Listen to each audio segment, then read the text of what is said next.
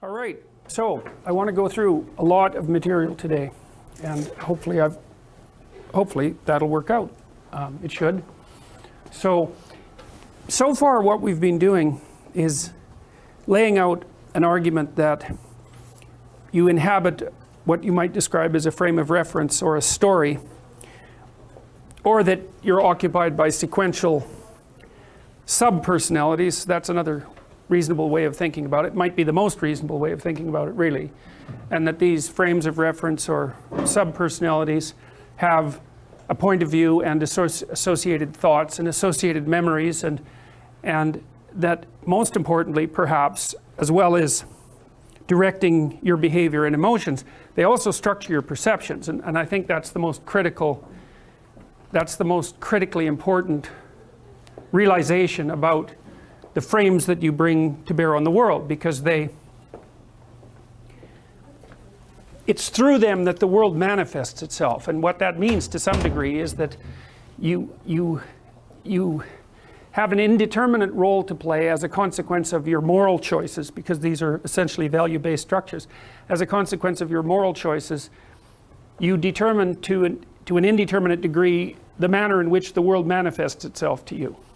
So in that sense, you're a co-creator of your own being, and then you're also a co-creator through your action and your communication for the being of other people as well, and for the external world insofar as you act upon it. So it's a non-trivial realization to understand that to what degree your value structures filter the world for you and shape it. And so we've been talking so far about the structure of that world, and I introduced some neurophysiological ideas last time, the idea being that you come into the world obviously embodied with a set of inbuilt, we'll call them sub-personalities, at hand. Most of them, those are regulated by very archaic, ancient brain systems that you share with many other creatures on the evolutionary chain, which is partly why you can communicate with and understand other creatures, because if you didn't share that underlying biological structure, they would be opaque to you in the same way that perhaps an octopus is relatively opaque to you. You can't understand it because you don't share an embodied platform, and its experience is therefore entirely foreign to you. But you share your embodied platform certainly very specifically with all mammals, and of course you can understand mammals quite well, but you can even really understand lizards to some degree, and especially the more social ones. And so there's this tremendous degree of inbuilt biological structure and biological commonality, and we talked about it most particularly in reference to the hypothalamus, which seems to be the built-in initial sub-personality generator, something like that. And the hypothalamus is responsible for regulating what you might regard as the most fundamental biological elements of behavior, the systems that not only keep you alive, which is obviously very important, but also impel you to do such things as defend yourself, obviously part of survival, and also to reproduce and to explore. And the exploration element's quite interesting, because you think of that as a very sophisticated form of behavior, and it is, but it's rooted in an unbelievably archaic neurophysiology.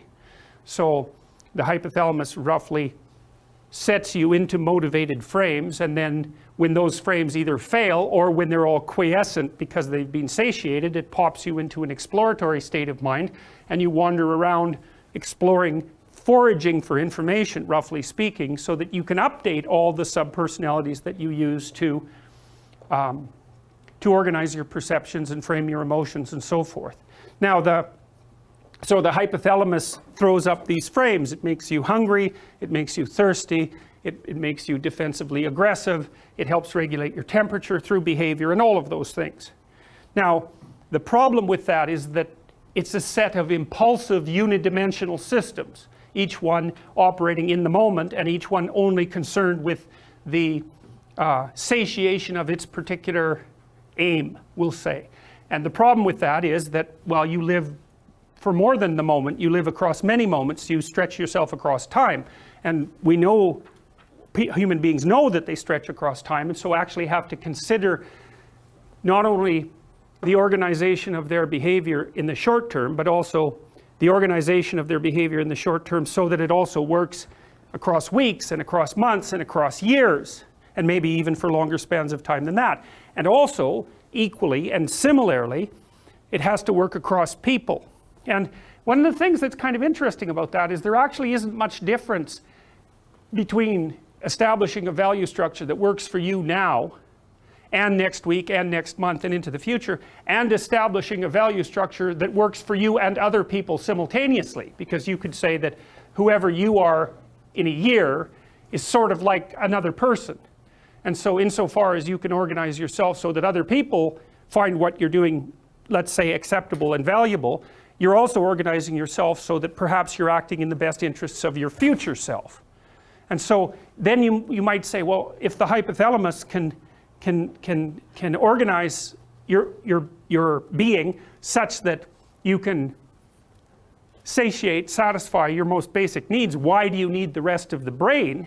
And the answer to that is, well, it looks like it's to solve the problem of more complex forms of being. So these fundamental biological subsystems have to interact with each other in a productive way. They can't just cycle unidimensionally from motivated state to motivated state. It's not a very effective solution. And not only that, you have to learn to operate in a world with time and with other people. And so that makes the adaptation problem much, much more complex. And it's for that reason, as far as I can tell, and no doubt for other reasons as well, that there's utility in the provision of extra subcortical and cortical resources. And I think the right way to think about the cortex in some ways is actually as living space for the hypothalamus and the subcortical structures. So, you know, what happens when you develop as a young child, especially in the very early stages of development, the underlying subcortical systems, including the systems for the senses, more or less compete for dominion over the cortical territory.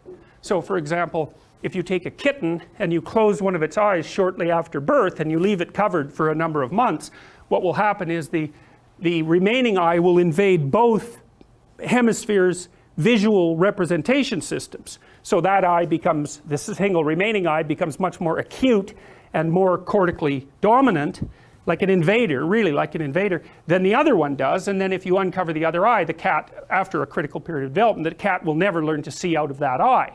And so, you know, you've got these underlying biological systems, motivational and sensory, and they're looking to expand themselves as the organism manifests itself in the world, and it does that by occupying cortical territory in a competitive process. So, for example, if you're deaf, your visual cortex will become occupied by auditory and tactile processing, because why not? You know, I mean, you can basically see with your hands, you know, and you can, well, I wouldn't say it's not so easy to hear with your eyes, that's harder, although you can hear to some degree with touch, right, because you can feel vibration. All of your senses overlap to a substantial degree, and if one of them is missing, it's perfectly reasonable for the others to occupy the territory that would otherwise be given over to that sense. And this actually has some practical implications even. So silent reading is actually a relatively new ability, evolutionarily speaking. Certainly literacy is a relatively new invention from an evolutionary perspective. But to silent read is to use your eyes as ears. So, you know, when you read silently, you can hear the words, so to speak, in your head. And the reason for that, as it turns out, is that the part of the brain that you use to read silently with is right between the visual and the auditory cortexes, right where they overlap. So you are literally, you are using your eyes as ears. And so that's quite the thing, that you can figure out how to do that. So anyways, so you can think about these hypothalamic systems being in place, more or less ready to go at birth, and then having to organize themselves into a sophisticated and integrated single ego that acts across time and in the social environment. And you know, when Piaget originally started talking about child development, he regarded the child as something that was born into the world with just a set of very primordial reflexes, mostly sucking reflexes and some primary motor reflexes. He was very much a constructionist, but I would say, you know, had he been alive now, his constructionism would have been modified by the relevant neurophysiological data showing that there's a lot more built into us right from the beginning than Piaget expected. You still might need experience to catalyze the development, but obviously children are born with the ability to hear and to see and to sense with touch, and they're hungry and tired and angry, and like they have the whole range of emotions at hand, and they also come into the world with their motivation already in place. Otherwise you wouldn't be able to form a relationship with them, and that's modified by the development of the higher cortical systems through play and through social negotiation. But the biology is there to begin with, and so that's a good way to think about it with regards to understanding how the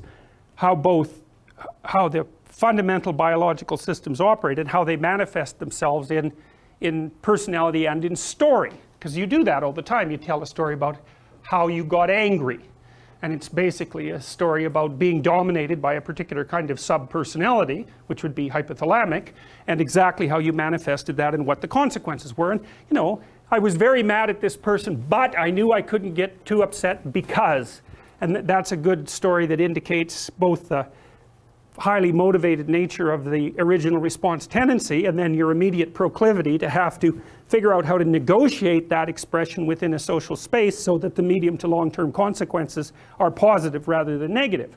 And people are very interested in such bits of information, such units of information, because we need to know how to conduct ourselves in complex environments. And so if someone's willing to share their experience and they can narrate it in an interesting story, we're absolutely more than happy to listen, because in some sense we're assembling our identities out of those stories. And then you can think that there are patterns across stories, which is really a useful thing to understand, because that gives you real insight into what constitutes an archetype, because an archetype is what's common across sets of stories. That might be one way of looking at it. So an archetype is like a meta-story.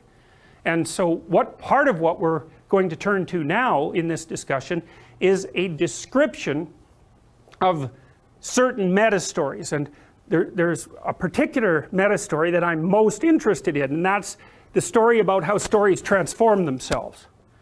And so that I think is the most fundamental story that characterizes human beings. There's the story, I was here, I implemented some behaviors and I went there was better than here. That's the fundamental unit. But the thing about structures like that is that they may work in one situation and not in another, or at one time and not in another, and thus they have to be modified. And it was partly for this reason that Piaget, as his career as a developmental psychologist progressed, started to understand that it was more important not so much to understand the given structure of a knowledge structure, but to understand the manner in which knowledge structures transformed. And that was partly illustrated in his description of stage theory, because stages were really movement from one set of axiomatic presuppositions that with which the child was structuring the world into a state where that system failed because it wasn't sufficiently comprehensive, and then into the development of a new stage that could do everything the previous stage could, plus account for all the things that the previous stage couldn't.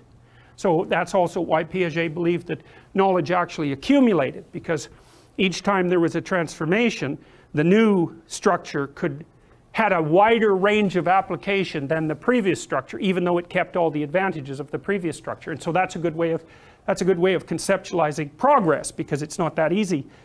You know, if you're a relativist, fundamentally, you don't believe in difference between knowledge structures, say, and you certainly don't believe in the idea of progress. But if you think about a more sophisticated structure as being able to do more things properly, then you can certainly map out progress with no problem. And you know that because you see people operating the world who are less competent, generally speaking, and more competent, generally speaking. And there doesn't seem to be much debate about that. You can recognize people like that very, very easily. So that's the basic structure, and we've talked about that at length. And I suggested that while you're occupying a structure like that, the world manifests itself to you not as objects, but as, number one, things to ignore, which is the major category. I was talking to some guy yesterday who is working, I think he was in San Diego, on artificial intelligence and neural networks, and he was working with someone who's actually started to, so a neural network will learn how to weight certain